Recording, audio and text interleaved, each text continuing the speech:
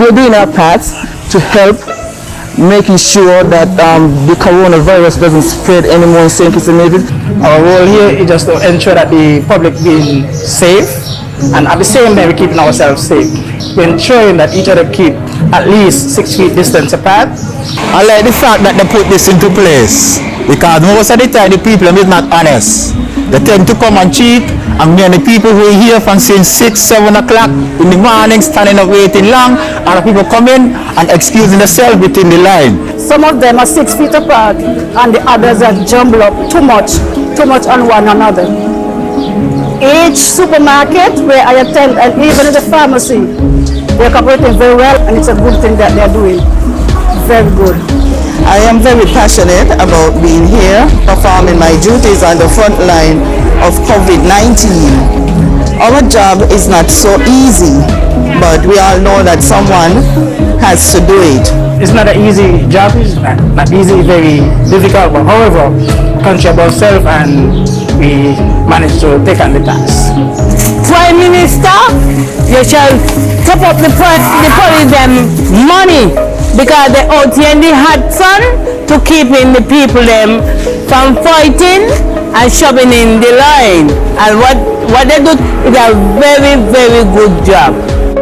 We're just trying to do our part to make sure that St. Kitts can actually recover from this. Yeah, people of St. Kitts and Nevis need to take this COVID-19 thing serious. The more cases we get, the more the place got locked down. Y'all making noise, but y'all still ain't doing what y'all supposed to do.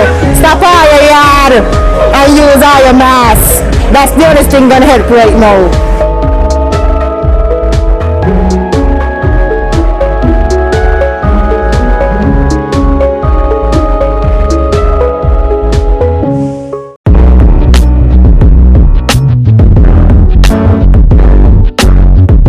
Before touching the mask, clean hands with an alcohol-based hand rub or soap and water. Take the mask and inspect it for tears or holes.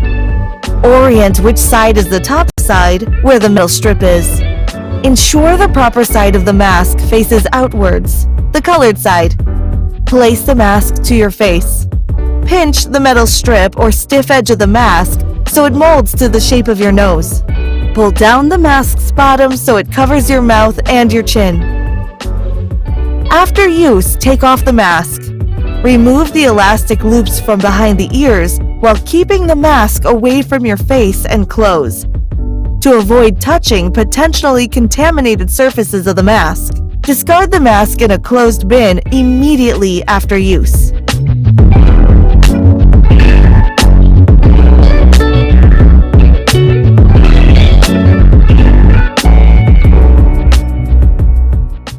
I am Officer Donnelly Liebert Shiverton. Do you want to travel and don't have private transportation?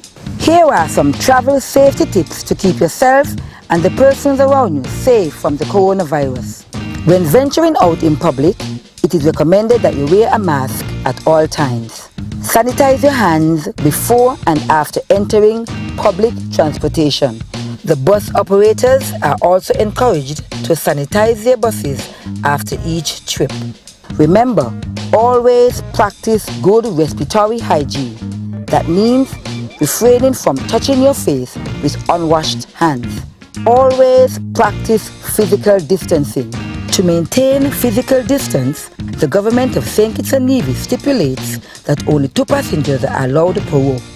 That is, 1 passenger on each end of the bus row, while 1 passenger is allowed to sit up front with the driver. This means that only 9 passengers are allowed in a passenger bus. Remember, stay safe, travel wisely as we work together to flatten the curve.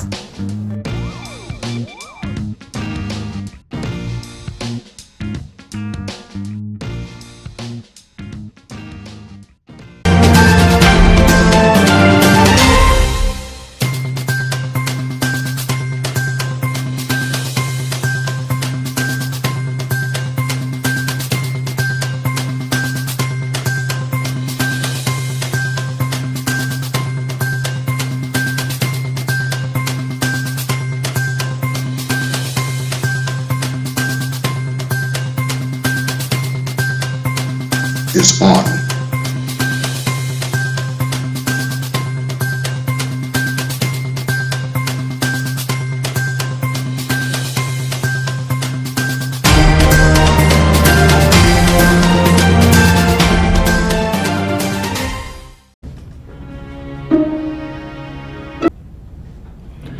Good afternoon and welcome to the National Emergency Operations Center COVID-19 Daily Briefing for the 23rd of April 2020.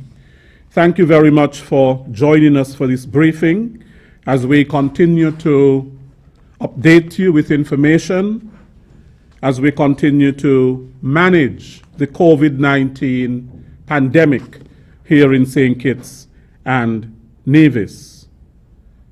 Wherever you are in the world, you're very welcome in the region, internationally, locally. Thank you. Today we have quite a number of presenters who will update you on pertinent matters with respect to what is happening in the Federation with respect to the COVID-19 pandemic. Firstly, I would like to invite Dr. Cameron Wilkinson, our Medical Chief of Staff, to hand over a check from First Caribbean International Bank, which will go towards the COVID-19 response for testing kits.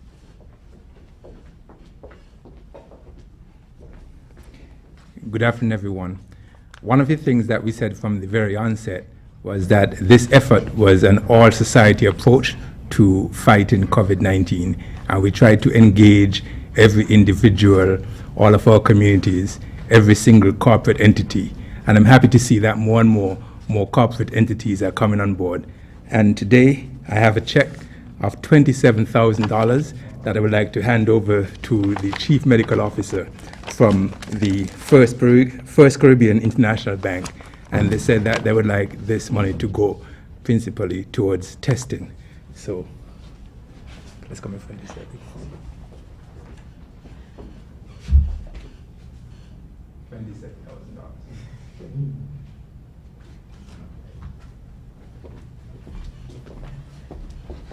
On behalf of the Ministry of Health and the COVID Task Force, we want to say a warm thank you to the First Caribbean International Bank for this generous donation. Thank you.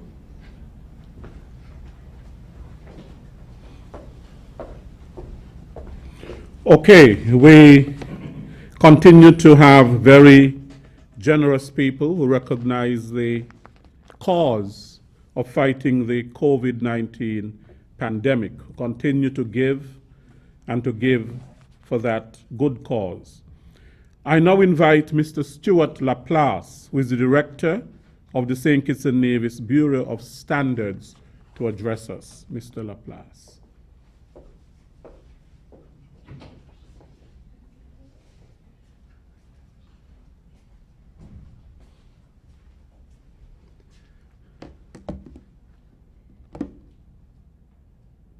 Good afternoon and greetings to all. I would first like to say thanks to the COVID-19 Task Force for inviting the Bureau to speak today. Now, my presentation would be in two parts. First, I would speak about sanitization, and then I would speak about standards. Now, sanitization. The best method to sanitize, of course, would be soap and water, simply because you increase the contact time by using soap and water compared to alcohol. However, we can't work with soap and water everywhere. So the best method to use outside in this instance would be alcohol. Now, there are some sanitizers that contain anywhere between 60 and 70% alcohol. However, because there are other additives inside, like things like scents, they would reduce the actual strength of the alcohol. So in most instances, you're not more or less cleaning your hands and sanitizing at the same time. If your hands are oily or if you have any deposits on there, you'll just be cleaning your hands, but you're not really sanitizing. You would have to use a second dose to sanitize. Now, besides alcohol, you can also use bleach, and I'm speaking specifically to in the home now. We're spending a lot of time indoors, which means we'll be doing a lot of cleaning, constantly wiping down cupboards and faucets and a lot of the handles and all of that. It can become very expensive. We're indoors now, I think, over a month. For most persons, especially the younger individuals. So that means that you'll be in the house when the cleaning is being done, so the dilution of some of those strong agents is very important. So for instance, if you are sanitizing, let's say a countertop, instead of using the bleach directly from the container, even though it comes from the factory diluted, and I'm speaking about Clorox to be specific, it's still very strong for the hands. So you can make your own household wipes, for instance. If you have a gallon bottle of water, you can use a third cup of bleach to sanitize safely, less stress on your hands. And if you're using a 5-liter bottle, then you can take it up to a half cup of Clorox, and you can use that continuously. It's very effective against the SARS-CoV-2, and it helps to eliminate the buildup.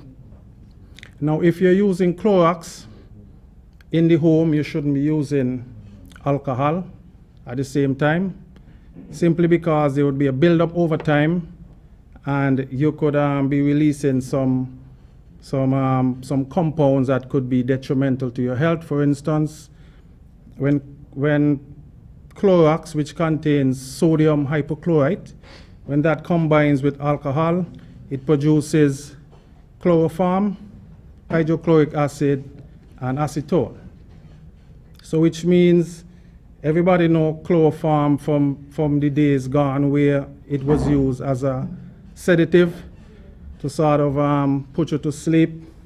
And if you have that buildup in your house over time, then you could have some of those gases. Even though in small concentrations, they could build up over time. Now, another note would be something like ammonia. You have to also be careful when you're using ammonia and you're using a bleach that contains the sodium hypochlorite. Simply because if you combine those two again, you could have the onset of a gas called chloramine, which affects the lungs, and you could have fluid buildup, which is caused by chemical pneumonia. So you have to also be aware of that. And finally, where the sanitization is concerned, and one of my personal favorites would be hydrogen peroxide, because it's less invasive in the environment. However, you should note that for hand use or even sanitization around the house, then you should use anywhere between 1% and 3% to be safe. And if you don't want to continually spray it, you can prepare a bath beside, let's say, in the kitchen faucet or a faucet inside the bathroom, and you can just dip your hands in it for about 30 seconds to increase the contact time, and then you'll be sanitized. So that's it in terms of the cleaning agents and how we would use them around the house. Now I would preface my statements along the standards line to discuss some standards that are now available for use from the International Standards Organization, ISO, which has made 28 standards available for use for free. They're available on our website, and you can find those at www.sknbs.org.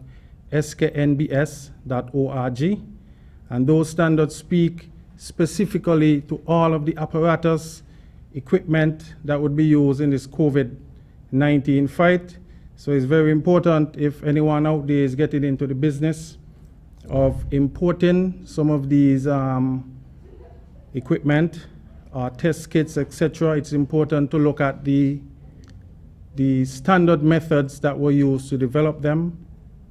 That way you ensure that the quality of the product in which you're using is specifically designed to fight this particular disease, which is the COVID-19. Now, in addition to that, I would also like to encourage the local manufacturers who will be making the sanitizers and who will be bottling the water and all of that, to ensure that it is important to still follow the labeling regulations of putting on when the product was made, who it was made by, etc., so we could have contact tracing in the event anything goes wrong in the manufacturing process, simply because we know everybody's under stress and you're trying to meet a great demand and you might be falling short of supply and you would be maybe taking a few shortcuts. So we would like to encourage you to ensure that we keep the standards in play, because I'm pretty sure that the task force is already overwhelmed with this COVID-19 pandemic, and I wouldn't like to see local epidemics spurring up from rush practices and shortcuts. So I would like to thank the COVID-19 task force for inviting us, and it's a pleasure to be here. And stay safe and make sure you wash your hands.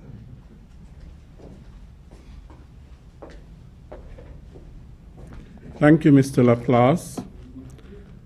I now invite Mr. Paul Quealy, who is the Director in the Department of Consumer Affairs, to address us. Mr. Quealy.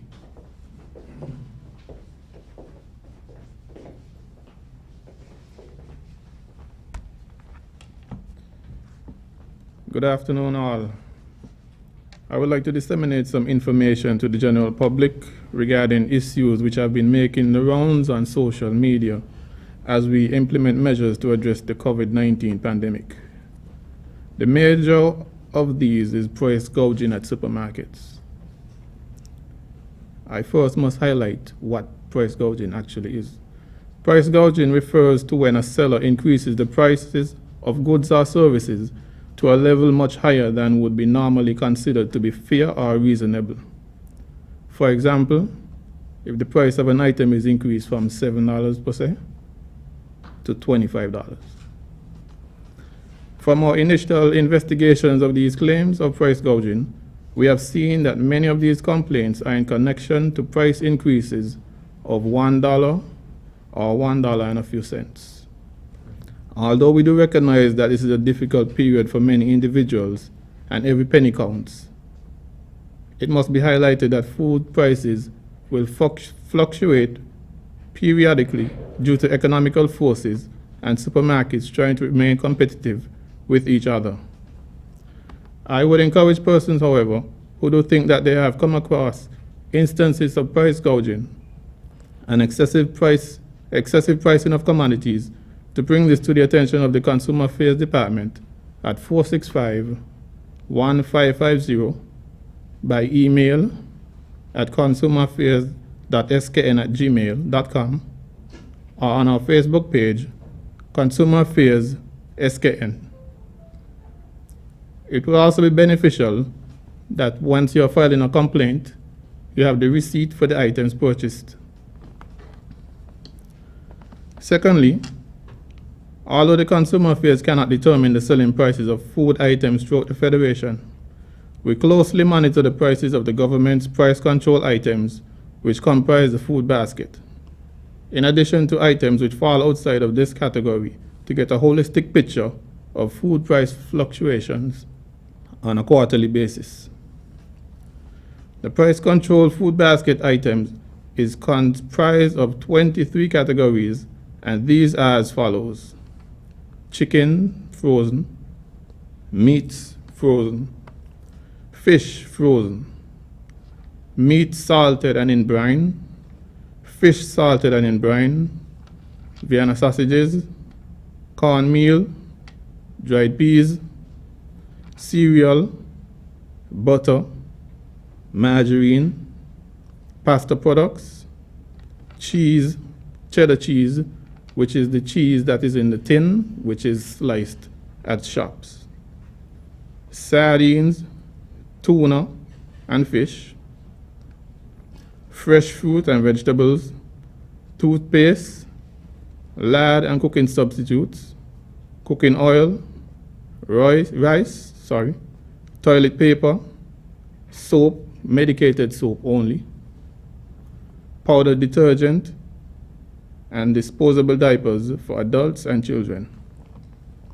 In relation to these items, wholesalers are only allowed a 20% markup on the landed cost. Retailers within the Bastia area and rural areas are allowed a 25% markup on frozen items such as chicken, meats, and fish, while other items listed are allowed a 20% markup. These percentage markups are the maximum percentage allowed under SRNO 41 of 2007. However, it has been observed that some retailers do not apply the maximum markup percentages allowed, hereby resulting in price differences between retailers.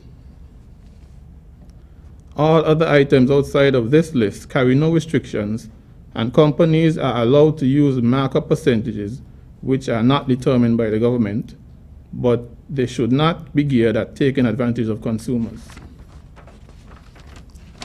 Finally, based on a USDA food report dated April 16, 2020, the outlook for domestic food production of agricultural commodities, including cereals, meats, and dairy, is very good. It was further highlighted that the supplies are not only sufficient to quantities to feed the U.S. As you know, the U.S. is one of our main hubs for importation of food. Supplies are not only enough to feed the U.S., but also maintain robust export levels in the face of COVID-19. In light of this, consumers should shop wisely and not practice panic buying. I would like to ensure the public that as a member of the COVID-19 Compliance Task Force, the Consumer Affairs Department will be continuing its regular field visits to various establishments to ensure that the law in regard to consumer protection is followed, and lobbying for amendments to existing legislation where necessary for the benefit of the public. Thank you.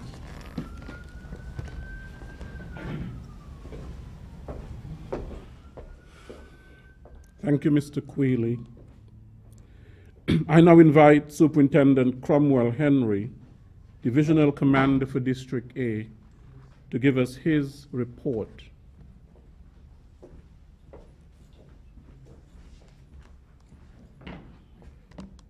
Thank you, Mr. Williams. Pleasant good afternoon to all listening to this broadcast.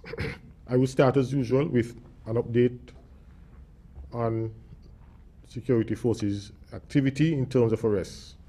For the last 24 hours, there was one arrest of a person who breached the curfew last night.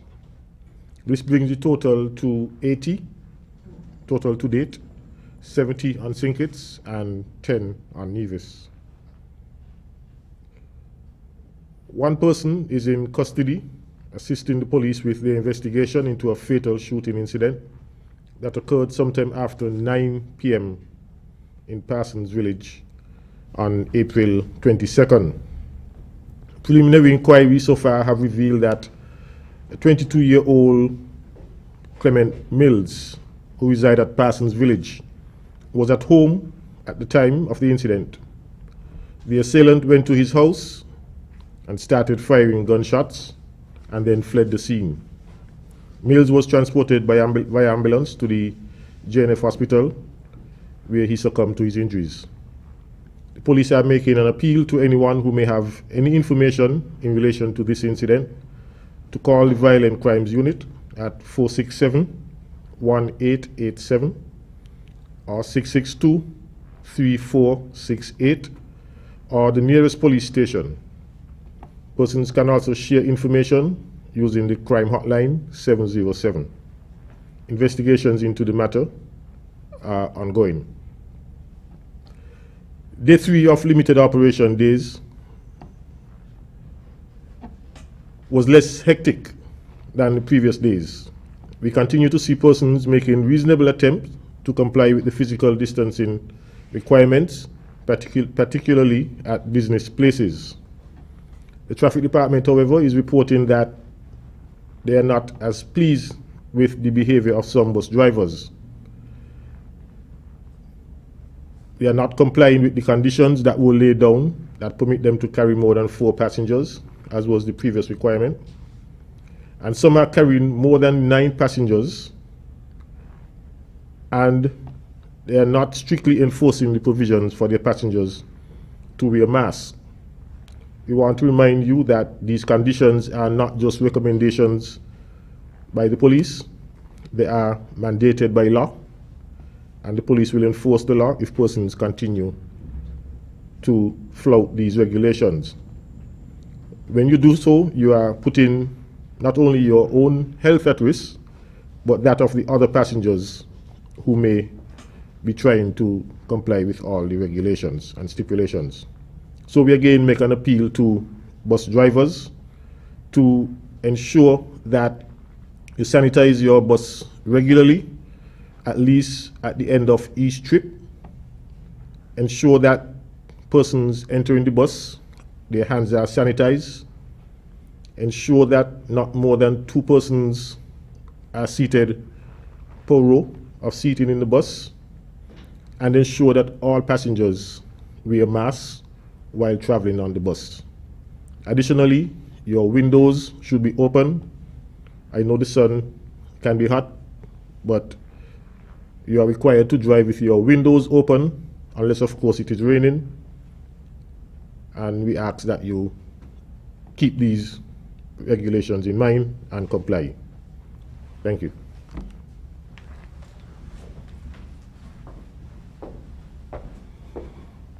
Thank you, Superintendent Henry.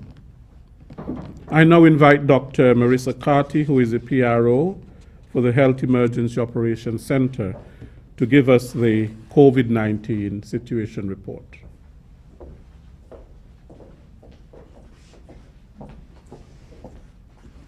Thank you, Mr. Williams, and pleasant good evening to all. As of Thursday, 23rd April, 3 p.m., the World Health Organization reports 2,549,632 confirmed cases of COVID-19, with 175,825 deaths.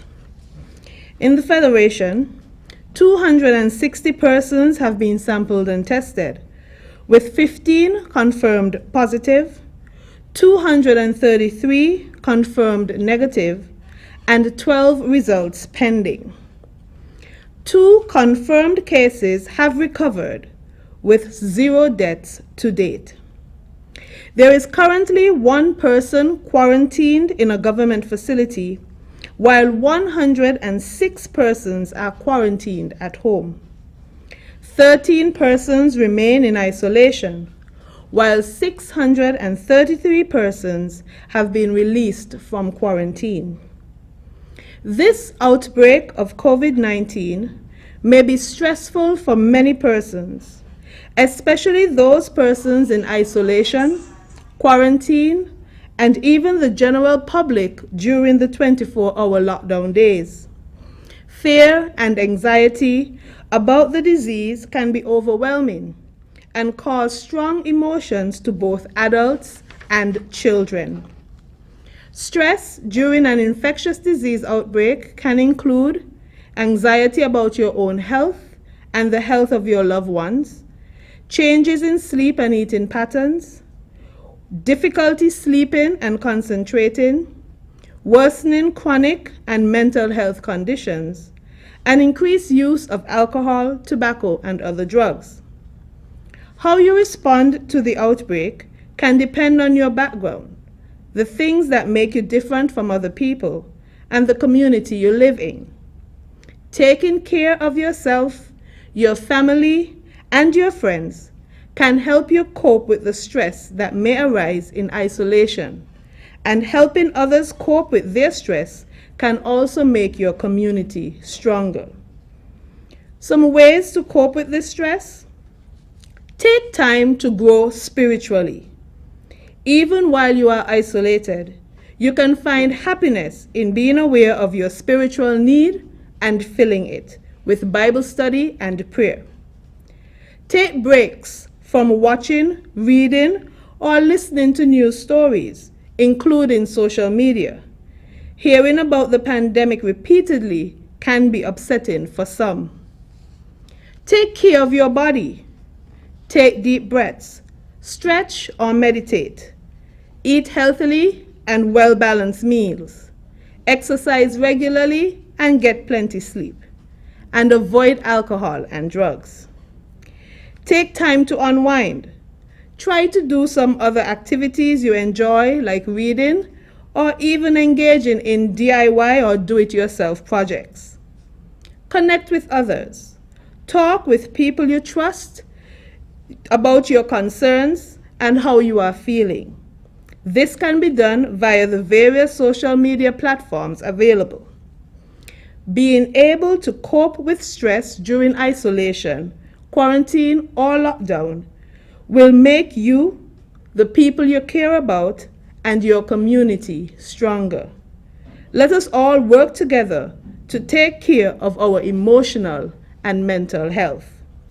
For more COVID-19 related information and updates on our national statistics, continue to visit our official website www.covid19.gov.kn, our Health Promotion Facebook page, and our Health Promotion YouTube channel. Thank you.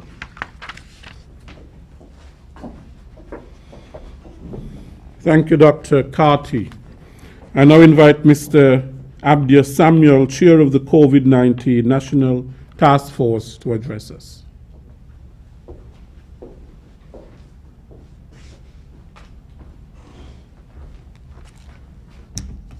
Thank you, Mr. Williams. Good afternoon, all. Those tuning in via internet, radio, and those who are watching on television, good afternoon to you. And thank you again for joining us at another NEOC Daily Situation Report.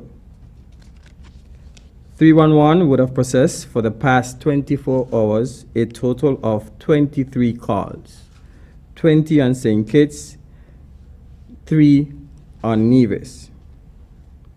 911, 64 calls. St. Kitts NEOC, 1 call, and that was for assistance. EOC on Nevis, 4 calls. Today I would have convened several meetings, and one of the successful meetings I had today, which I was joined by Dr. Hazel Laws, our CMO, was meeting with the Latino community or the Spanish-speaking community on St. Kitts and Nevis. This meeting was very fruitful as we were able to engage them on topics such as enforcing hygiene protocol, and also ensuring that they understand the social and physical distancing protocols that are within the regulations. We also encourage them to look out for signs and symptoms of persons who may show anything regarding the COVID-19 virus. And they were very happy to be engaged. They have been receiving the videos that are translated into Spanish from our daily briefing. For that, they were very grateful. The targeted audience that we met with was mainly those who have businesses such as barbershops, salons, and we also ensure that those who have bars understand that the liquor licenses are suspended and they should not be operating. They welcome it, They agreed that they need to play their part as well in the community, not to be a contributor to the spread of the COVID-19 virus. For us, that was very pleasing, and I want to thank Dr. Laws for also engaging, and they were very happy to receive and be recognized by Dr. Laws and the National Task Force. Today, the COVID Compliance Task Force visited a total of 96 businesses. And I want to commend the hard work that their leadership, in that of Chief Immigration Officer, Ms. Muslin Hughes, and Sergeant Sophia Henry, are carrying out with this energetic group of servicemen and women. They would have visited barbershops, hair salons, supermarkets, pharmacies, laundromats, photo studios, restaurants, and bars. In general, the task force noted that the main issues is the lack of markings, of 6 feet markings to ensure physical distancing. So at this time, I want to make an appeal to the business communities, as I said to you before, and I'm going to say to you again. This week, we are using it to educate you. The second week, which begins next week, Monday, again, we are going to evaluate you. Following that is going to be enforcement. As I continue, most persons were, one of the positive things as I continue was that they reported was that most persons were wearing masks and they observed proper hand sanitization or hand hygiene that was being practiced by most of our citizens and residents. However, again, one of the things that they observed was the retail shops who are still continuing to sell alcoholic beverages. I wish to remind all businesses that the liquor licenses have been suspended temporarily during the state of emergency. Again, liquor licenses have been suspended. Please, I will ask you to cease and desist from carrying out such exercises of selling alcoholic beverages. Retail. Again, retail.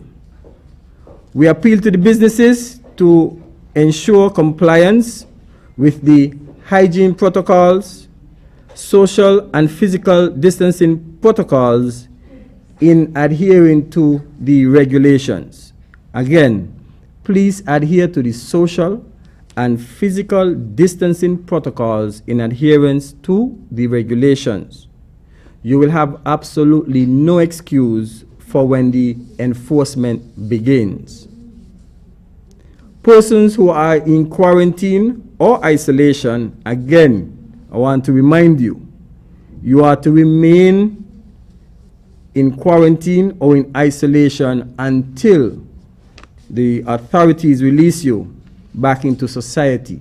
Again, please remain in quarantine and isolation until your time has passed.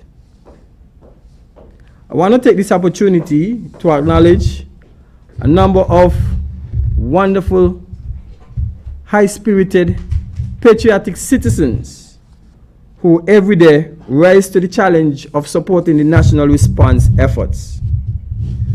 Today, we were graced by a beautiful cake that motivated and moved all of us. And as Dr. Wilkinson shared a light moment with Lesroy, said that his portion was bigger than Lesroy's own. This cake was done by Jamie's Creation. So Jamie's Creation, thank you for donating that wonderful cake. And if you look on the screen, look at that beautiful cake. However, it's been actually dominated by Dr. Wilkinson and of course Dr. Laws. But we will share it equally, no matter what. I also want to acknowledge Vision and Voices of Wesley Methodist Church for their donation of assorted bread, and they are delicious. As the deliverer said to us, it's for tea time. So thank you so much for that. And Mr. Ivor Blake and family for donating a cake to the NEOC. Dr. Lars and Dr. Wilkinson, yeah, as you may see, we're going to have to do a lot of exercise after we finish with all these cakes. I want to thank Damian Hobson for providing snacks for the NEOC. And I also want to acknowledge the community police team, and we saw them in action today. They were in the communities of McKnight and Newtown, working hard, engaging the people. In particular, they engage the vulnerable groups or the minority groups, non-nationals, and from the feedback I am receiving from the community, they actually appreciated and had a good time with the police. Police are human beings, as I keep saying to you all the time. Some of you have queried that you would like to have your questions heard or mentioned or broadcast by Mr. Leslie Williams. If you wish to do so, I wish to share with you a number via WhatsApp where you can share your questions. However, I just want to caution you that NEMO and the NEOC, National Working Group, and everyone here enjoys a wonderful relationship with the media. The media, I consider them to be one of my criticals. Well, let me retract that. We consider the media one of our critical partners in this fight against COVID-19. They are very important, as they are the voice of the people at times. And we give priority to the media for their questions first. However, I want you to use this number, 762-4888. Again, 762-4888 for you to send your questions via WhatsApp. Again, 762-4888. So you send your questions via WhatsApp for this daily briefing.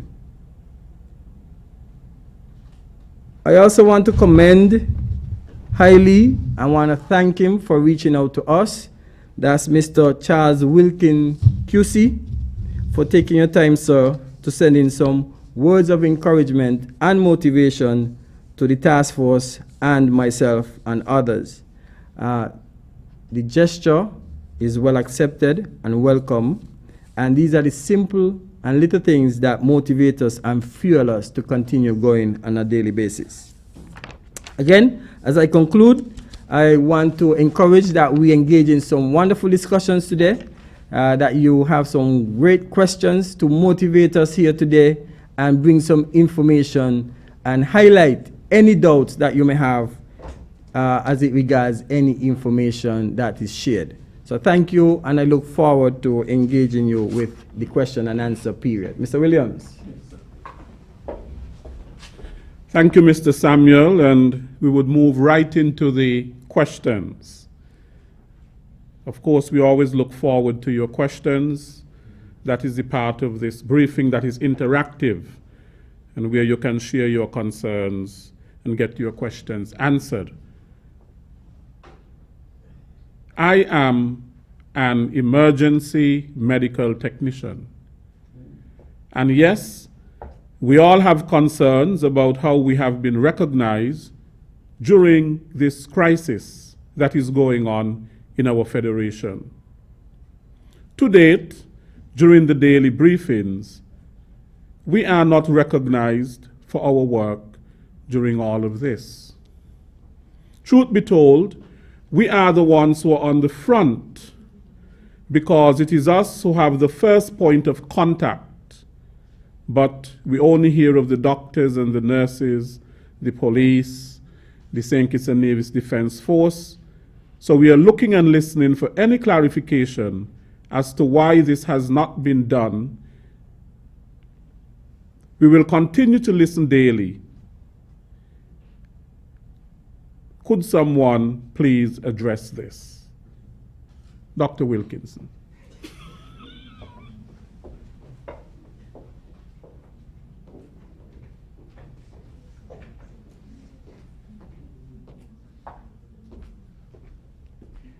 Well, first of all, let me apologize to the EMTs if they did not hear us recognize them before. But one of the things that we say all the time is that we recognize our frontline workers. But to be specific, I want to say what a great job our EMTs have been doing over the years, and specifically in this crisis, because when it was first announced that it reached our shores, these were the persons who were going to be first online contacting any potential persons. And even when they go out every single day, somebody might call and say they have a headache, but they might not mention that they have a cough or a flu-like illness. And so they are the ones who are risking their lives. And so I want to recognize them specifically at this point for all the work that they have been doing. And I just want to continue to say that I recognize every single person who's working in the hospital, because every single person there, the doctors, the nurses, the EMTs, the X-ray technicians, the maids, the cooks, the persons who are working in the garden to keep the place clean, every single worker. So if I missed anyone, I apologize, but we are all part of the health team. And when I speak about the health workers and the health team, we're not just speaking about doctors and nurses, but we're speaking about every single individual, because every nut and bolt at that institution is important to keep it together. I thank you.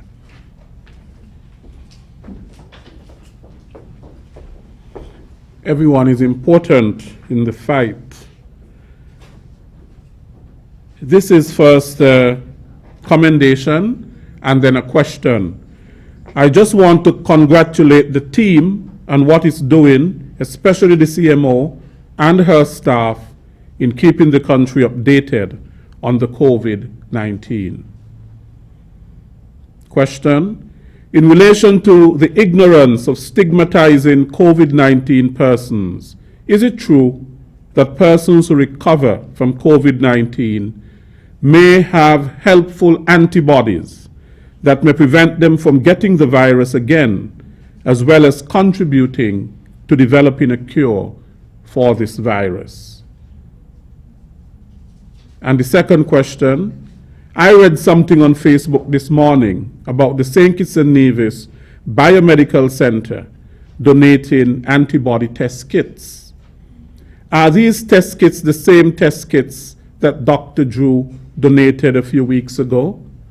And if so, why are those test kits accepted a few weeks later if someone else donated a similar test kit and was genuinely accepted? CMO.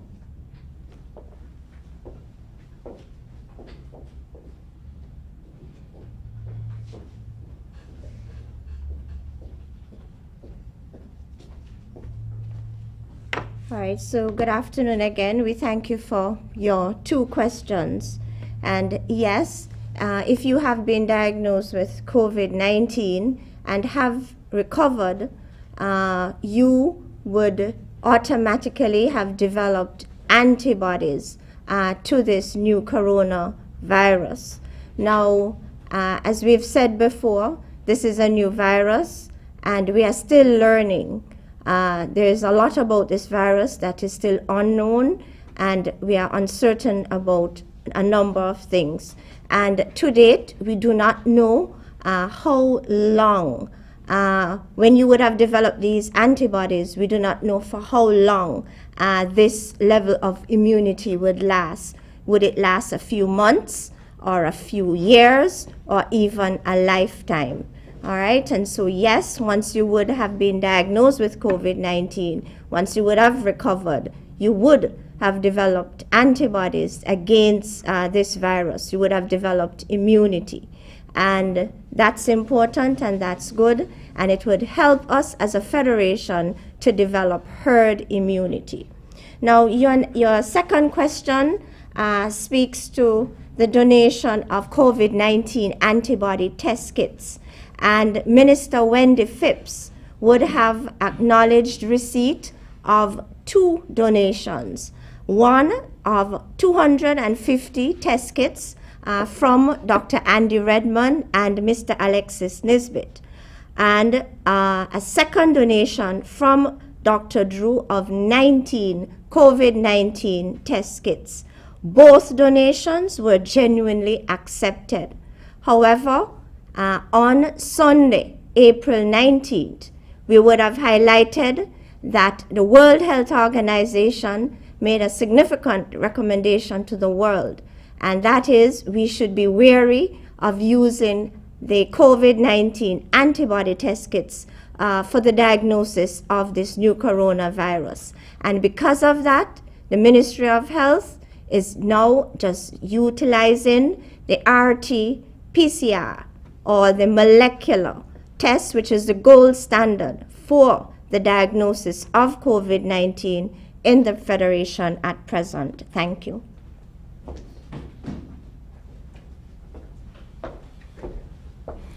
Thank you, Dr. Laws. Now, there is a slew of questions that people are asking, but they're putting them more in statements. They're not really. They're observing what is happening.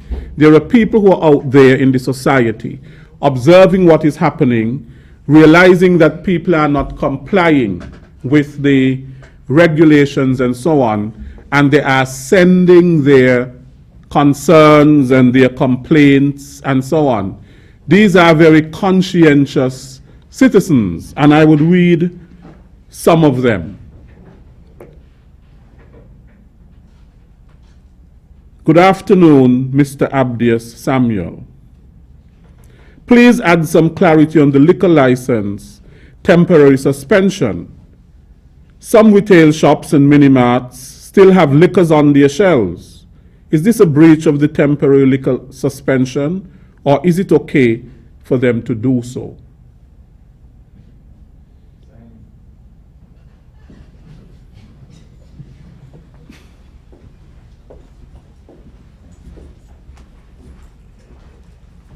If you have the liquor on your shelves and they're just there on your shelves and you're selling other goods, not selling liquor, that is okay.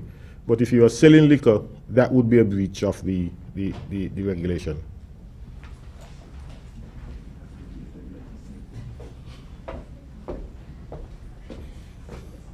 I am a resident of St. Peter's, and I use the buses daily. I have observed that only a few of the bus drivers are adhering to the rules that were stipulated. Can someone address this matter urgently?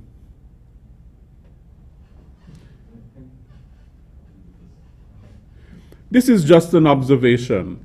I passed today again by a bar and saw many persons congregated there. No mask.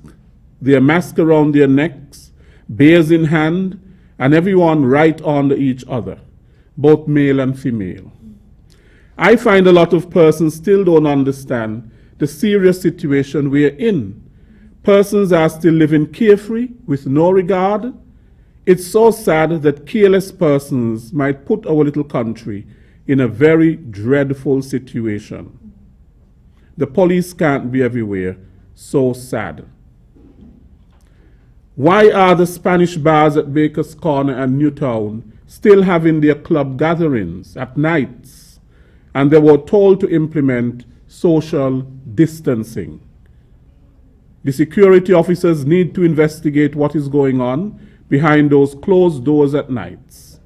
St. Kitts and Nevis is a small society.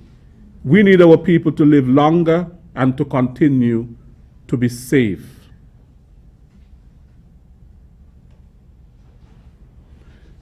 Superintendent, could you address those? I hope that person is not one of the patrons of the bar. With respect to the buses, I did mention the buses, our observation in terms of the buses not totally complying with the regulations, and we are addressing that.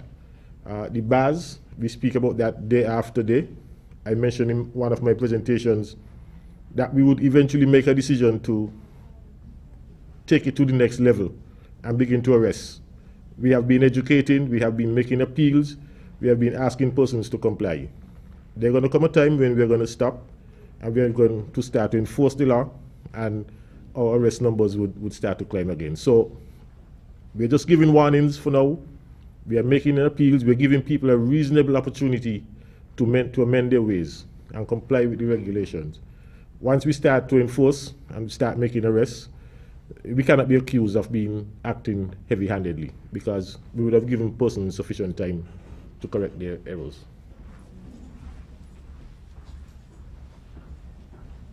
Okay. With reference to the Spanish bars being open at night, I wouldn't know, because once 7 o'clock, 8 o'clock hit, I try my best to be at home because I don't want the police to arrest me. However, again, let me say, we reach out to the Spanish community. I have reached out myself to a number of the leaders in the community, because I have heard the same rumors as the concern that was shared just now. And we are going to enhance the awareness campaign with them, and that is why I asked the community policing team to go into those areas today and speak and engage with a number of them. I have also engaged a number of the business owners who have denied some of it. Others do claim that it is happening, and we are hopeful that as of today, with immediate effect, that is going to end, and the police also have been charged to engage them in a positive way, to educate them, and then, if necessary, enforce the law. Thank you.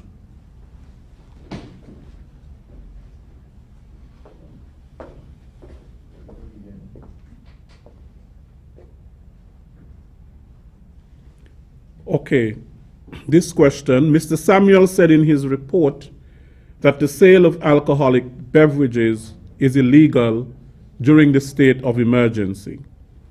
I think it would be more accurate to say that it is only if the regulations state that that is the case, then it is so. In other words, it is the regulations in existence at the time which sets out the specific restrictions, curfew times, etc. Could Mr. Samuel or Superintendent Henry please clarify?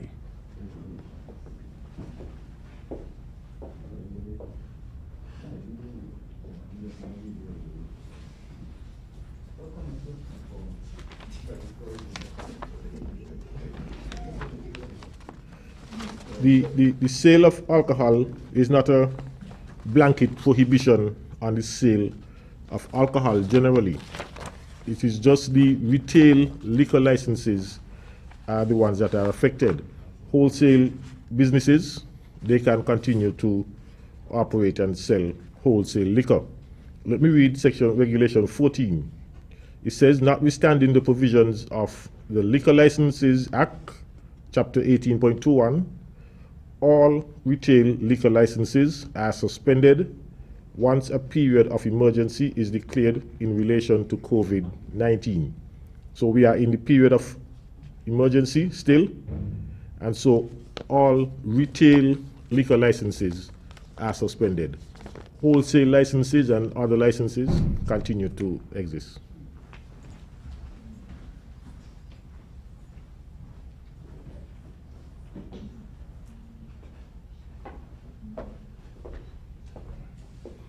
This one is from SKN Newsline for Dr. Wilkinson.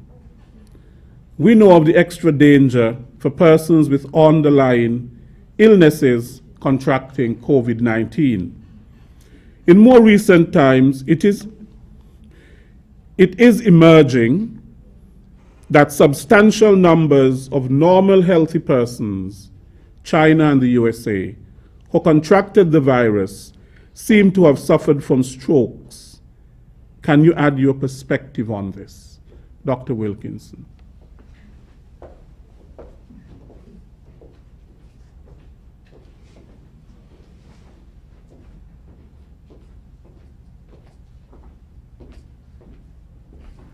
Just before I answer your question, while I was sitting there, I got a WhatsApp indicating that I had forgotten the persons who work in the lab, the technologists, and so I want to recognize them also.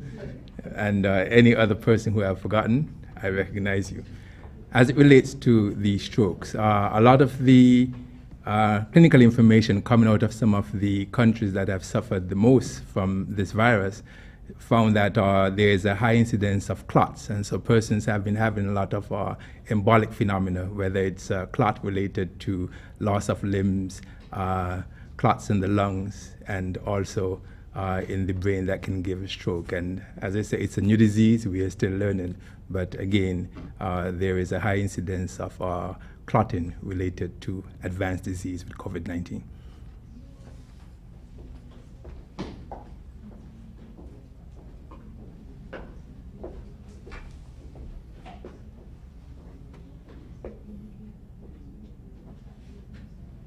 Okay, good day. I am a concerned national with the following commendation and questions for customer pricing. I highly commend all involved in keeping us updated and safe for the last few weeks. The team unity government must be singled out for ensuring the systems in place so very early, which resulted in us, 1, getting our first case so late in the game, 2, having so few cases to date, basically, 3, preventing any positive case from going on to be very serious, 4, not having a spike in infections. Questions. 1, is it legal for supermarkets not to have their products priced, either individually or otherwise? 2, how legal, if at all, is it for supermarkets to have products on the shelves for one price, but when they are sold cold, they are sold at a higher price? 3, you look at a product on the shelf in a supermarket and see some of them at one price and others at a different price. Which price should you pay for the product? The higher price or the lower one, and why? Mr. Quealy.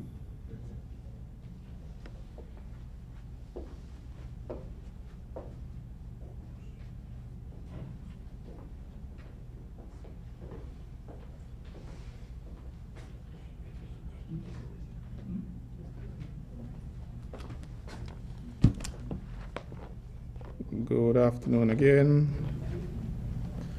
Supermarkets may charge a higher price for cold beverages because they want to recuperate what they're spending, for making a beverage cold, electricity prices. Basically, in our Consumer Protection Act, we do not have any legislation to regulate that. So they're basically free to do that.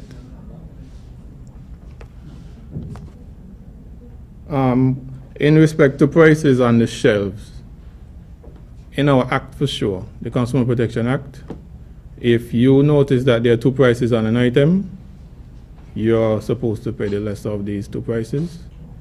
If you get to the cash register and they're telling you there's a different price in the system as to what is on the shelf, that is not the fault of the consumer, that is the fault of the store itself. So they cannot force the consumer to pay a higher price at the cash register. And the third question was? The products that are not priced. They have products on the shelf that are not priced. That is a tough one as well, because the legislation right now, it does not have any stipulation stating that the prices must be on the items or on the shelf. However, we have legislation in the works that is going to cover that. Hopefully, it will be coming in place very shortly.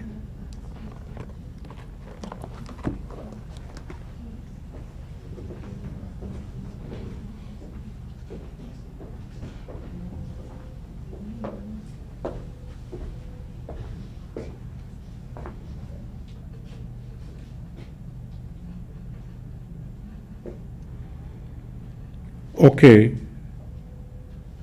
This is just for Dr. Laws, for Dr. Carty. In speaking of spiritual growth, Dr. Carty referred specifically to reading the Bible. I would like to point out that we also have persons in our community who are of other religious faiths, beliefs. So reference to spirituality should recognize the diversity of religious beliefs and avoid highlighting any one faith so that all feel recognized and respected. I think Dr. Carty will concur with that and agree with that. Right. Dr. Laws? Okay.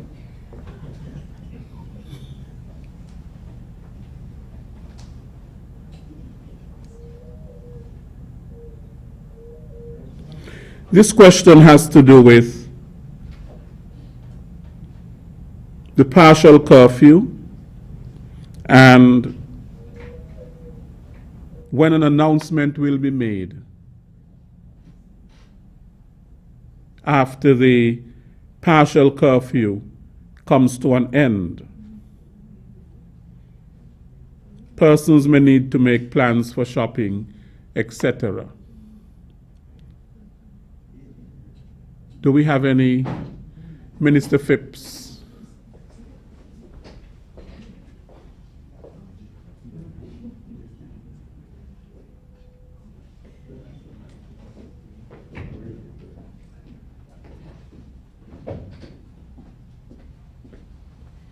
Good afternoon. Unfortunately, the Attorney General is not with us as yet, or at least not in the building because he may be on the premises. But the short answer to the question is that information with regards to what happens after the present set of regulations end as it relates to partial or full lockdown would be made public by tomorrow. We do recognize that based on the existing set of regulations that we have, we would have only had instructions taking us down to 6 a.m. on Saturday morning. So we do promise you that before that time happens, sometime during the course of tomorrow, the announcement will be made relative to what would be the conditions of partial or full lockdown for the next 7-day period thereafter. With your leave, Mr. Williams, while I am here at the podium, I would like to use this opportunity, since I was a bit late getting here, to join with Dr. Wilkinson and the Chief Medical Officer in saying a very sincere thank you to First Caribbean International Bank for their contribution this afternoon of some $27,000 towards the COVID-19 financing. I would also like the opportunity to indicate that demonstrations of this sort coming from First Caribbean is not unusual nor abnormal. First Caribbean is one of those entities, financial houses, which prides itself on being a good corporate citizen and having a good corporate social responsibility track record.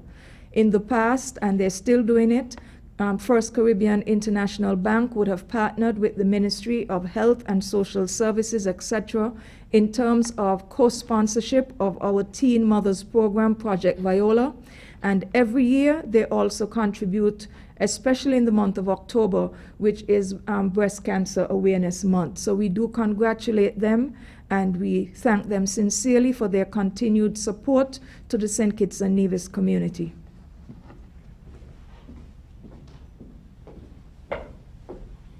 Thank you, Minister Phipps. This one is for Dr. Laws.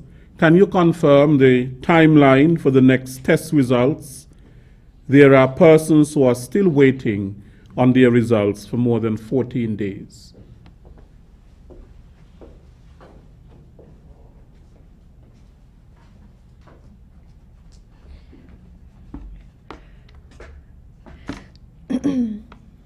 Thank you, Mr. Williams, for your question. We continue to be one of the CARICOM member states with the highest per capita for testing, or the highest testing rate per capita. Now, to date, we only have 12 results pending. The results will soon be delivered, as I am sure. More importantly, the persons who are needed, who are to be isolated and quarantined, they are in isolation and quarantine. All right, and as soon as test results become available, we update our situation report to reflect same. Thank you.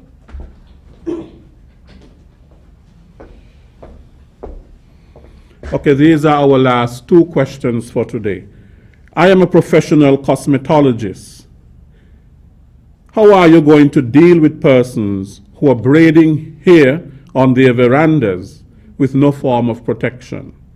I am very much concerned about this because of what I have seen. So I suppose people might be taking people into their homes to do the hair business and so on. Dr. Laws.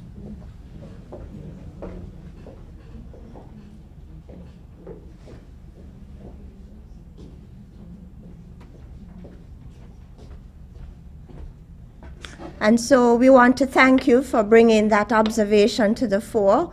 So you're saying that there are individuals who may be braiding their neighbors here on their veranda or their porch.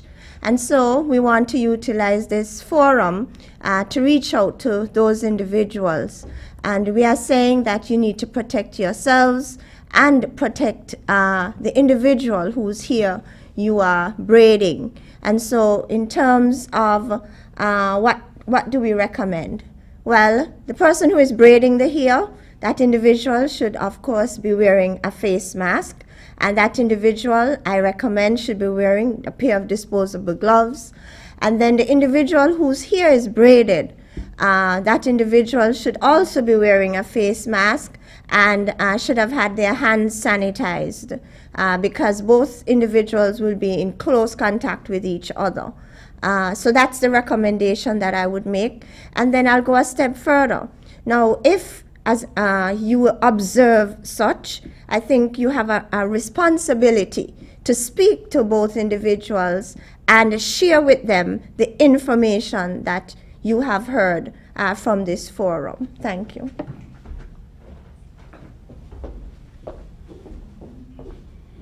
Okay, this is the last question for today. I would like to know if the government is doing anything to assist our nationals who are stuck on cruise ships on sea. I know of 2 persons who are on a ship, and a man just died of COVID-19 a couple days ago on that very same cruise ship. Who would like to take that? Ms. Hughes?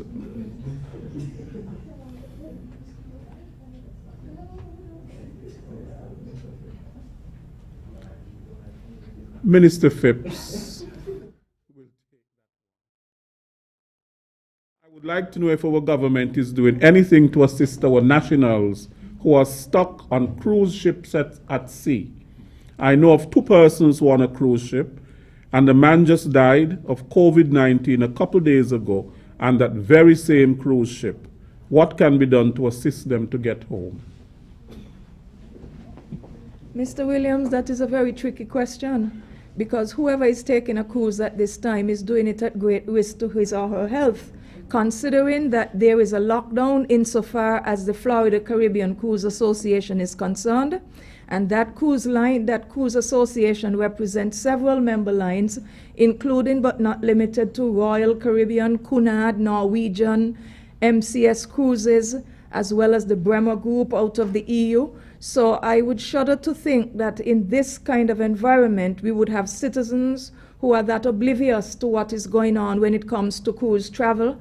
And of course, none of what would have happened in terms of the Diamond Princess and other cruise lines that would have dominated the news over the last 8 to 9 weeks should have escaped anyone who is paying attention. However, when it comes to our citizens who may be on board a cruise ship of that nature, it begs the question, what would be the best approach to dealing with that individual? Because while as a citizen, it is your constitutional right to return to the Federation if you are out of the Federation. At the same time, the government, with all of the best intentions, cannot endanger the lives of emergency workers and other persons in this type of environment to physically extract somebody off of a cruise ship where there is an outbreak of COVID-19. And even if such an individual managed to get to St. Kitts and Nevis, we also have to put the regular WHO recommended regulations in place in terms of quarantine, isolation, and testing at the same time. Or the person is working on the ship, Oh, I see. Well, that the argument still holds, because if the FCCA has shut down cruising and the US government put the full stop behind that several weeks later, whether you're going as a passenger or a member of crew, you should not be anywhere on the high seas now at this point. But my answer still holds, regardless of whether the person is working as a crew member or somebody who has decided to take a cruise at this time, which will be fraught with difficulty.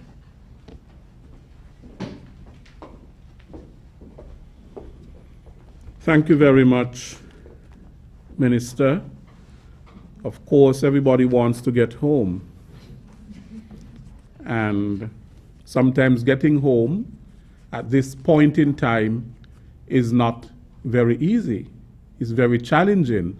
Borders are closed. People have to remain where they are. And to put into practice everything that we have been speaking about, the social distancing, the wearing of the mask, and the staying at home, and all of that, and maintaining themselves safe. It is very risky at this time to travel. Thanks to all for their questions. I have an announcement that I want to make from the Supervisor of Elections for the Electoral Commission. The Electoral Commission wishes to announce that the electoral offices are open for registration of voters and for all other activities. The opening hours are 9 a.m. to 1 p.m. daily, except for days when there is a 24-hour curfew. The general public is advised that the offices will continue to observe the precautions established by law and promoted by the NEOC. That is, no more than 3 persons will be allowed in the office at any one time. Persons will be required to stand 6 feet apart, and persons are encouraged to wear face masks, but will be required to remove them for identification purposes and for photographs. Further, please take note that hearings of objections to registration will resume shortly. Persons affected by these objections and ensuing hearings will be notified of the revised schedules. Now that is from the Supervisor of Elections for the Electoral Commission. I want to thank all who participated today in our daily briefing.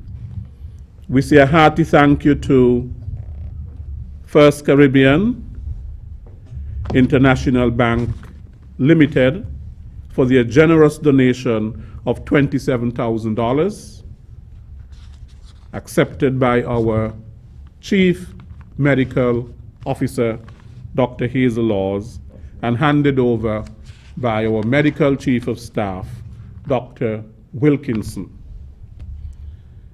We also thank Mr. Stuart Laplace, who is the Director of the St. Kitts and Nevis Bureau of Standards, to sharing with us sanitizing tips and so on. Somebody told me that the hand sanitizers, because of the alcohol content in them, they are flammable. So people must be careful, because you don't want your hand to be, you don't want to use it and then you go scratch a match and then your hand, gets lit. We want to thank Mr. Paul Quealy, Director of the Department of Consumer Affairs, for coming to address certain matters with respect to consumers and issues that they are having. Superintendent Cromwell Henry, Divisional Commander for District A, for sharing with us. And it is very sad that,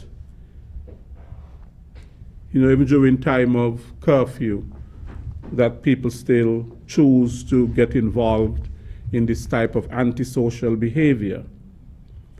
Dr. Marissa Carty, PRO, of the Health Emergency Operations Center, for sharing with us the situation report, COVID-19 situation report.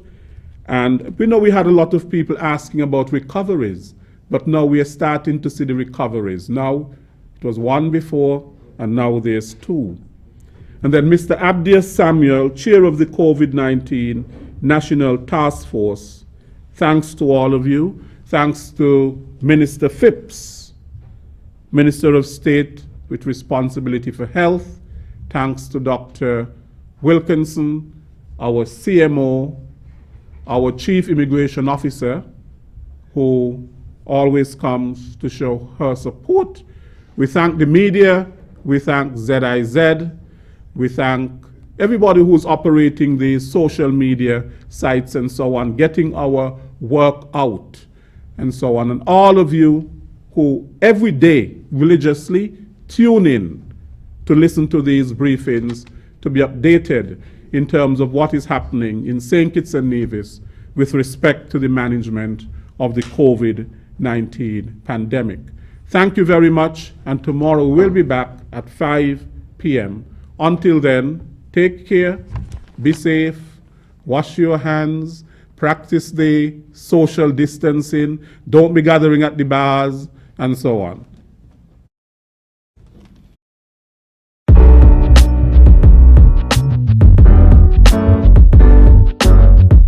Before touching the mask, clean hands with an alcohol-based hand rub or soap and water.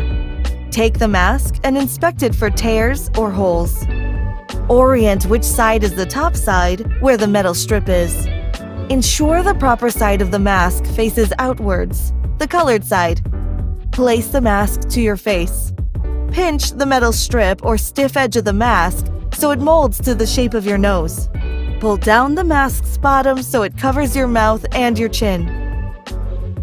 After use, take off the mask. Remove the elastic loops from behind the ears while keeping the mask away from your face and clothes. To avoid touching potentially contaminated surfaces of the mask, discard the mask in a closed bin immediately after use.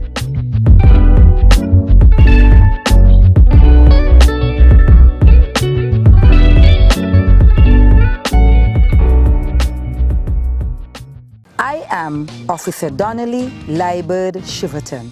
Do you want to travel and don't have private transportation? Here are some travel safety tips to keep yourself and the persons around you safe from the coronavirus. When venturing out in public, it is recommended that you wear a mask at all times. Sanitize your hands before and after entering public transportation. The bus operators are also encouraged to sanitize their buses after each trip. Remember, always practice good respiratory hygiene. That means refraining from touching your face with unwashed hands. Always practice physical distancing. To maintain physical distance, the government of St. Kitts and Nevis stipulates that only 2 passengers are allowed per row. That is, 1 passenger on each end of the bus row, while 1 passenger is allowed to sit up front with the driver. This means that only 9 passengers are allowed in a passenger bus. Remember, stay safe, travel wisely as we work together to flatten the curve.